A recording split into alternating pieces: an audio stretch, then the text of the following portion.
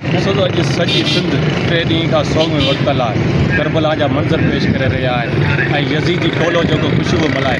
अवां कल्ह ॾिठो त सागड़ में सॼी सिंध में कोन मुज़ाहिरो थियो, सागड़ में इन यज़ीदी किरदारनि ने एहतजाज कया। इहे चेयरमैन, इहे MPA, जेके ज़िले जा चेयरमैन, बल्दिया चेयरमैन जेके करप्शन ते वेठा आहिनि ऐं सॼो कब्ज़े माफ़िया ते वेठा आहिनि, उहे वेही एहतजाज था कनि त लंजार जो घर सड़ियो। लंजार जो किथे सड़ियो, कंहिं साड़ियो?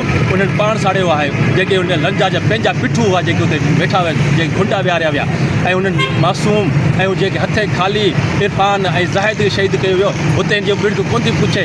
उते जा सहाफ़ी उते ख़ामोश आहिनि। हेसि ताईं जो मोरे जा सहाफ़ी कल्ह खां ख़ामोश लॻिया पिया।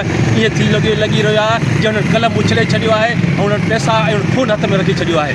त जेतिरो कातिल इहे लंजार उते सहाफ़ी बि ऐं उते हुकुमरान बि। असांजो मुतालबो आहे जेको खंबे जेको गुम कयो वियो, जेको लाश खयो वियो, खंबिजी वियो आहे, अगवा कयो वियो आहे, तारीख़ में कोन थो मिले। सिंध जी तारीख़ में अहिड़ो आमरीत जे दौर में थींदो रहियो, ज़ुल्फ़कार अली भुट्टो, पर उन खे दफ़नायो वियो। पर इन ते अञा ताईं कोन ॾिनो वञे। इन ज़ियाल हक़ जी आमरीत खां वधीक बदतरीन आमरीत जेकी करे रहिया आहिनि, हीअ पीपल पार्टी करे रही आहे, उहो लंजार करे, इहो सरदार शाह करे रहियो आहे, इहो सर्जिल इनाम मेमन करे, मुराद अली शाह करे, आसिफ़ ज़रदारी, बिलावल ज़रदारी करे रहियो आहे। उन खां पोइ कल्ह आसवा भुट्टो जी घेराव थिए थो त असांजी मीडिया, असांजा सोशल वर्कर, असांजे फेसबुक की दानिश्वर चवनि था त न्याणी जी थी आहे। जॾहिं न्याणी जा घरनि ते लेट थियनि था ऐं उन मासूमनि खे मारियो थो वञे, न्याणियुनि खे मारियो थो, उन टाइम जी बिड़क कोन थी पुछे।